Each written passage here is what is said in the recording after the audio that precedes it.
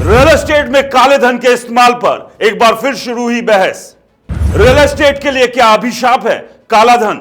आम आदमी के घर लेने के सपने को क्या डस रहा है काले धन का सांप? मोदी सरकार ब्लैक मनी में डील करने वाले बिल्डरों का कब और कैसे दबाएगी टेटुआ? नमस्कार दोस्तों, मेरा नाम है राज के वर्मा और आप देख रहे हैं रिपोर्टर जी। अगर आपने रिपोर्टर जी चैनल को अभी तक सब्सक्राइब नहीं किया तो सबसे पहले चैनल को सब्सक्राइब करना बिल्कुल ना भूलें और लाइक और कमेंट्स जरूर करें। रियल एस्टेट मार्केट में एक बार फिर से ब्लैक मनी के इन्वॉल्वमेंट को लेकर बहस शुरू हो गई है। ऐसा नहीं है कि रियल एस्टेट सेक्टर से ब्लैक मनी कभी भी दूर हुई, क्योंकि यही एक ऐसा सेक्टर है जहां लोग बड़ी आसानी से अपना काला धन खपा सकते हैं और इसके लिए बिल्डर भी बाहें फैलाए और पलके बिछाए इंतजार करता है। देश में ऐसे बिल्डरों की बड़ी तादाद है जो जमकर अपने प्रोजेक्ट में ब्लैक मनी को लेने का काम खुलेआम कर रहे हैं। लेकिन सवाल यह है कि रियल एस्टेट सेक्टर में ब्लैक मनी के इस फ्लो का असर क्या पड़ता है? क्या इससे बिल्डर की तिजोरी भरती है? क्या इसका फायदा रियल एस्टेट में इन्वेस्ट करने वालों को मिलता है? और इस सब के बीच आम आदमी जो सिर्फ अपने परिवार के लिए एक छत, एक सपनों का घर, एक आशियाना लेना चाहता है, उस पर क्या असर पड़ता है? दरअसल विजडम हैच के संस्थापक अक्षत श्रीवास्तव ने भारत के रियल एस्टेट बाजार के बारे में बड़ी बात कही है। अक्षत ने बताया कि कैसे काला धन प्रॉपर्टी की कीमतें बढ़ाता है जबकि सफेद धन शेयर बाजार में जाता है। सोशल नेटवर्किंग प्लेटफॉर्म लिंक्डइन पर उन्होंने इस बारे में एक पोस्ट शेयर किया। इसमें उन्होंने बताया कि बेहिसाब पैसा रियल एस्टेट में क्यों लगाया जाता है, इसका असर सभी पर कैसे पड़ता है, भले ही उन्हें लगे कि उन पर कोई असर नहीं पड़ता। अक्षय श्रीवास्तव ने महंगाई का गणित भी समझाया। उनके अनुसार अगर 1 करोड़ रुपए काला धन गद्दे के नीचे रखा जाए तो 10 साल में उसकी कीमत 50 लाख रुपए यानी आधी रह जाती है। 15 साल में ये 36 लाख रुपए और 20 साल में सिर्फ 25 लाख रुपए रह जाती है। 7% महंगाई के साथ रखा हुआ पैसा बम की तरह है। अपनी कीमत बचाने के लिए काले धन को निवेश करना ही होगा, लेकिन कहां?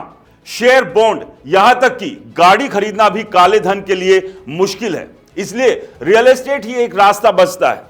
अक्षय श्रीवास्तव के मुताबिक यही वजह है कि बेहिसाब धन का सीधा असर प्रॉपर्टी बाजार पर पड़ता है। यही बात खत्म नहीं होती। जैसे ही काला धन रियल एस्टेट में आता है, प्रॉपर्टी के दाम आसमान छूने लगते हैं। इससे सबके लिए रहने का खर्च बढ़ता है। अक्षत कहते हैं, अगर आप काले धन से प्रॉपर्टी नहीं भी खरीदते हैं तो भी इसका असर आप पर पड़ता है। आप मकान जो रेंट या दुकान किराए पर देते हैं वो अक्सर काले धन से खरीदी गई प्रॉपर्टी से जुड़ी होती है। श्रीवास्तव ने एक और गंभीर बात कही। उनके अनुसार जब तक काला धन रहेगा, भारत में रियल एस्टेट की कीमतें स्थिर नहीं होंगी। काले धन के कारण आम आदमी परेशान है। मकान खरीदना मुश्किल हो गया है, किराया भी आसमान छू रहा है।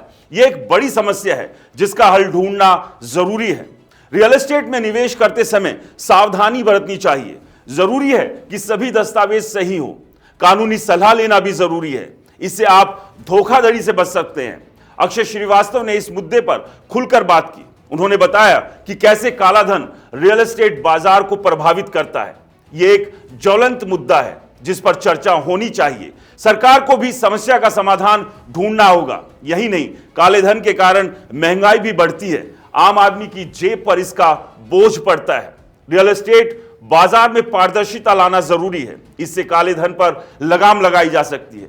लेकिन क्या सच में काले धन का रियल एस्टेट में इस्तेमाल रोका जा सकता है? तो कुछ लोगों की राय होगी नहीं, तो वहीं कुछ लोगों का मानना यह भी है कि सरकार चाहे तो क्यों नहीं हो सकता।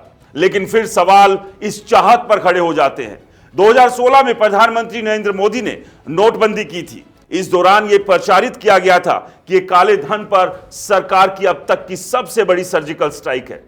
क्या इस सर्जिकल स्ट्राइक ने देश में काले धन से लेन देन पर रोक लगा दी? तो जवाब है नहीं, क्योंकि रिपोर्टर जी चैनल ने भी अपने खुफिया कैमरे पर रियल एस्टेट में किस तरह से बिल्डर काले धन का खुल्लम खुल्ला इस्तेमाल कर रहे हैं, इसका बकायदा खुलासा भी किया था।